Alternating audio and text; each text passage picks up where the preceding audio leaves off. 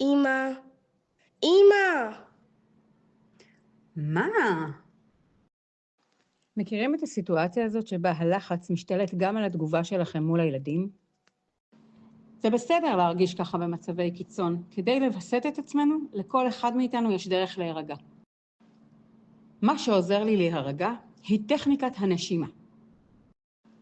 לקחת אוויר עד 4, לעצור את הנשימה עד 4, לשחרר מהאף ספירה עד 6. טכניקה נוספת להרגעה היא טכניקת הפרפר. שימו ידיים בהצלבה על הכתפיים ותפחו לסירוגין בקצב הלב 25 פעמים. רגע קטן של הרגעה עצמית יכול לעשות הבדל גדול בבית. אז איך נתווך לילד את המצב? שמעתי חדשות ונלחצתי. גם אני נלחצתי. מותר להילחץ, זה הגיוני להרגיש ככה במצב הזה. זה הגיוני?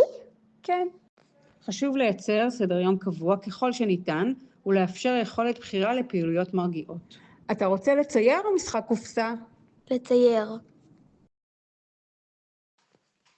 בימים אלו תנסו כמה שאפשר לשמור על 3 עוגנים קבועים ביום. התחלה רגועה בבוקר, פעילות אחת צפויה באמצע היום וטקס ערב קבוע לפני השינה. אנחנו עושים כמיטב יכולתנו במצב הנתון. חשוב להקרין ביטחון ולשדר